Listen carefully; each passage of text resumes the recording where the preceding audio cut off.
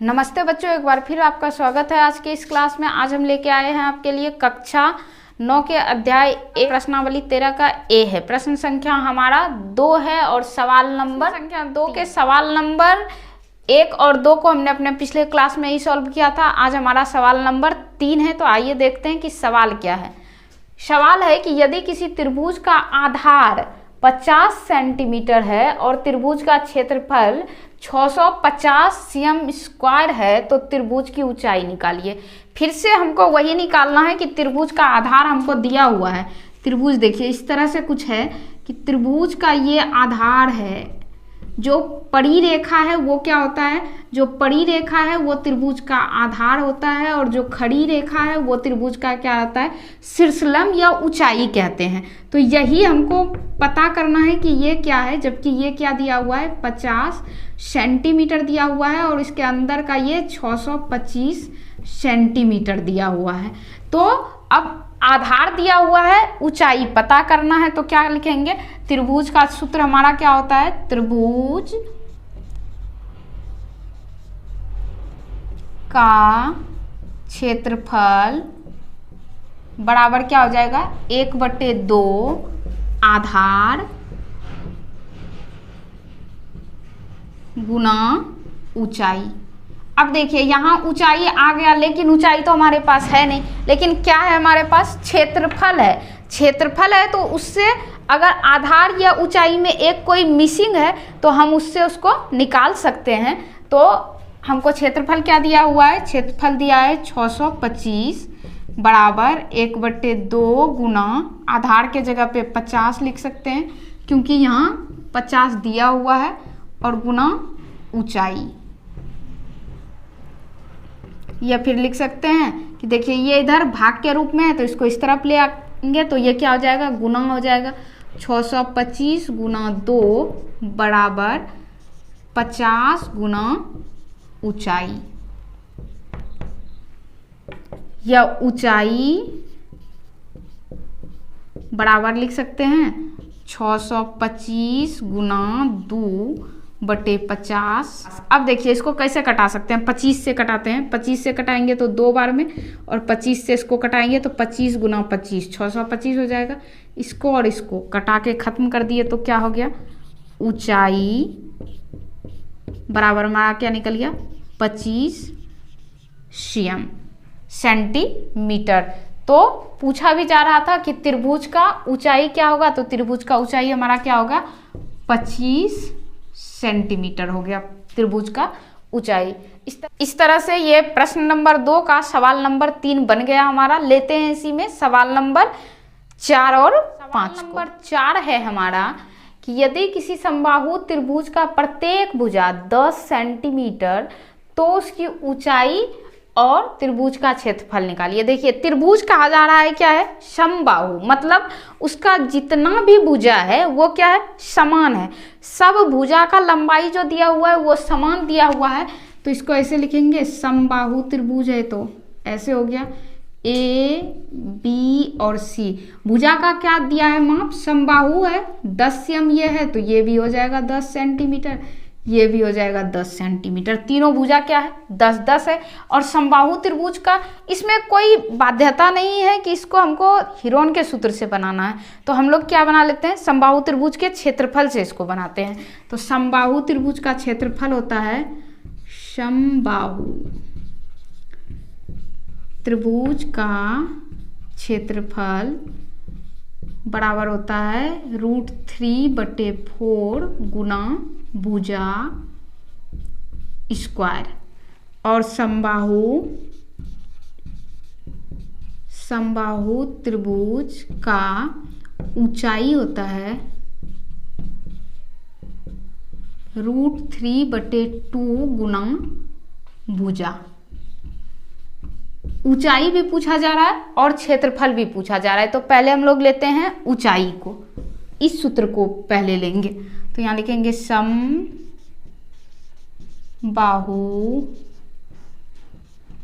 त्रिभुज का ऊंचाई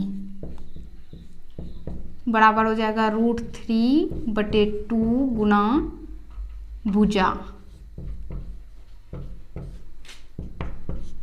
√3/2 और भुजा क्या दिया है 10 सेंटीमीटर दिया है, तो भुजा के जगह पे 10 लिख देंगे। तो इस 2 से इस 10 को कटा देंगे, 5 बार में कट गया, तो ये हो जाएगा 5√3 सेंटीमीटर। समबाहु त्रिभुज का ऊंचाई पूछ रहा था, समबाहु त्रिभुज का ऊंचाई क्या हो गया 5√3।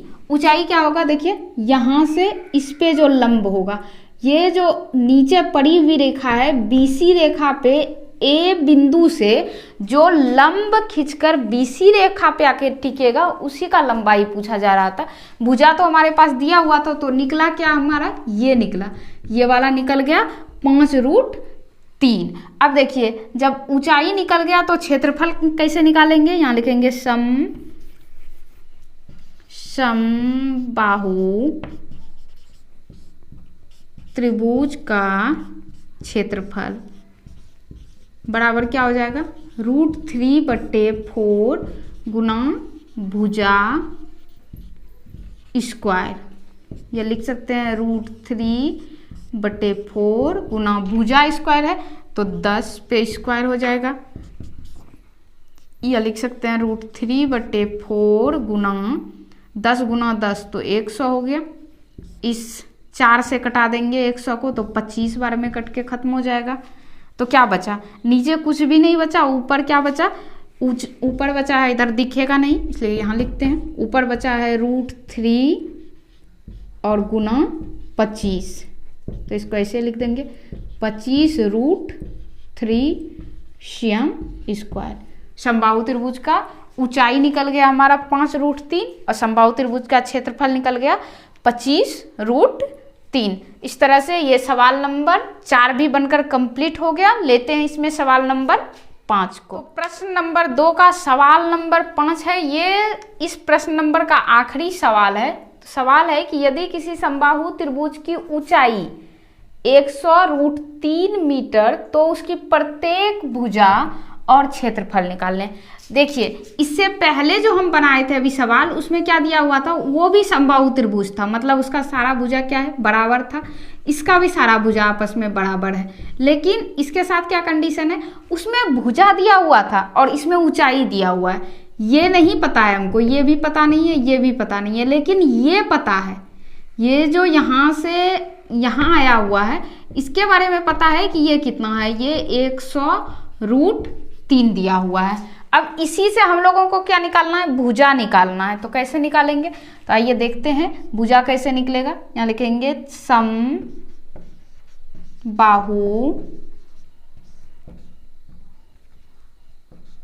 त्रिभुज का ऊंचाई बराबर क्या हो जाएगा √3/2 गुना भुजा।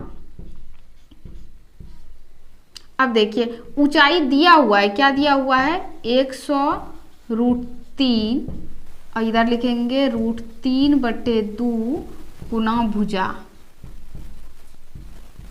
या लिख सकते हैं कि भुजा बराबर 100√3 गुना 2/√3। इस √3 से इस √3 को कटा देंगे तो क्या बचेगा, यहाँ भुजा बराबर 100 गुना 2 या भुजा बराबर निकल गया 200 cm। अब भुजा 200 cm निकल गया, मतलब क्या है, ये भी भुजा 200 सेंटीमीटर है, ये भी भुजा 200 सेंटीमीटर है और ये भी भुजा क्या है 200 सेंटीमीटर है। सारा भुजा 200 सेंटीमीटर है, भुजा दिया हुआ है। अब भुजा निकल गया तो क्षेत्रफल कैसे निकालेंगे, यहाँ लिखेंगे समबाहु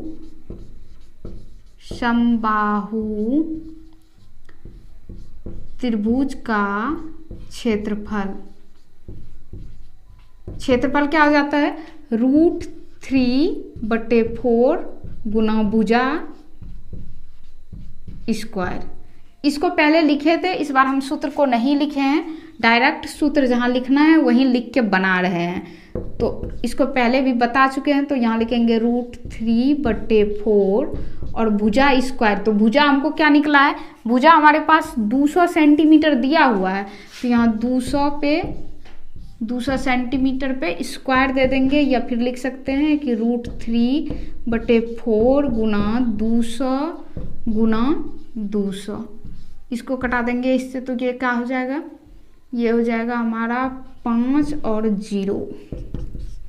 अब देखिए यहाँ है √3 और इसको गुना करेंगे तो 5 दूनी 10, इसका 2 0, इसका 1 0, या फिर लिख सकते हैं कि इकाई दहाई सैकड़ा हजार 10,000 √3 cm स्क्वायर। इसमें पहले से ऊंचाई दिया हुआ था, क्षेत्रफल निकालना था। तो ऊंचाई दिया हुआ है, क्षेत्रफल निकालना है, तो क्या करते हैं, पहले ऊंचाई से इसके भुजा को पता करते हैं, और भुजा जब पता चल जाता है तो फिर उससे हम लोग क्या निकाल लेते हैं, त्रिभुज का क्षेत्रफल निकाल लेते हैं।